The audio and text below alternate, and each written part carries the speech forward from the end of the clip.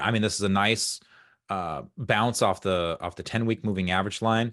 If you go to the daily chart, you can kind of see, and this is happening. We're seeing this a lot with a number of stocks where it's it's right there around its 21-day moving average line. It went under it, but kind of really just hugged and stayed there.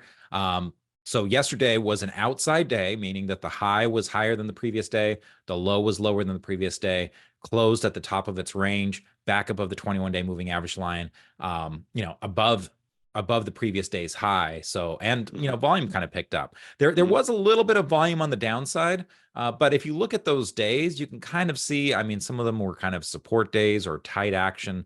So I wasn't as concerned about the volume on the downside here. Initially, we were kind of looking at it, and it was, will it have enough volume? But it did have a nice a nice close, nice volume yesterday. It's a little spiked today, 191%. That's because we put it on.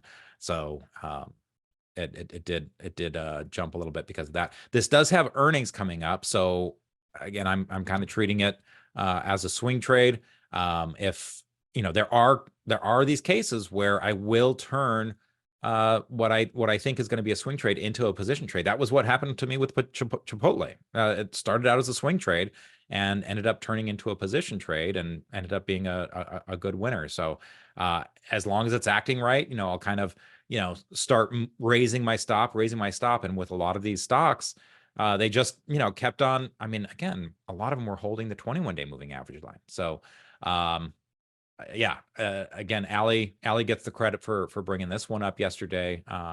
We are seeing a lot of these reversals, and I am heartened by that. And not only that, but they're in other areas, right? So retail. I mean, we went through a number of retail stocks in terms of the restaurants. I mean, you look at Dick's Sporting Goods. Someone else as we were talking about DraftKings and Duolingo, they said here's another D stock, DKS. That one has been doing very well. FTI right now is our best winner, and that's up 13% from our entry, in the oil and gas space. So I do like that there's kind of a little bit of other areas that are offering setups, and so I think PVH is still actionable here, but you don't want to wait too long because again, this has earnings coming up, so you kind of want to get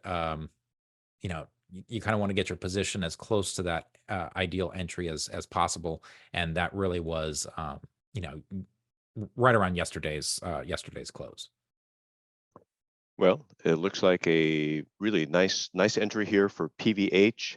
I really like their Perry Ellis shirts. I'm not wearing one right now. I'm actually wearing a Gap shirt, but I've been a big fan of Perry Ellis, and I know Ken. Hey, Gap is no slouch either, Dave. Yeah, You can well, pull true. GPS up next. So yeah, finish what you're saying, but Gap has ants. So yeah. Oh, okay. Yeah. We can go to that. I just want to spend just a little more time looking at the swing trader chart here. But Ken, your thoughts about PVH, because you and I love to not just look at the charts, but we love to talk about the companies. Like, are their products really good? Are their managers good?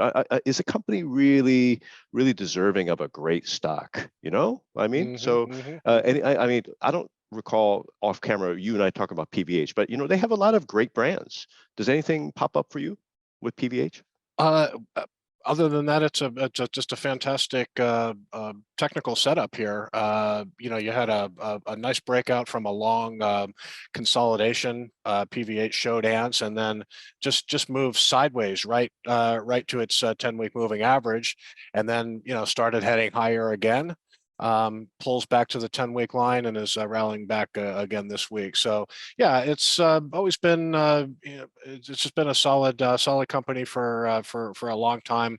The top line growth and choppy earnings in recent quarters maybe doesn't pass fundamental muster. Kind of weighs on the composite rating of 79, but as far as a pretty good technical setup here, clearly a stock that was in a major accumulation phase and continues to show strength and support here.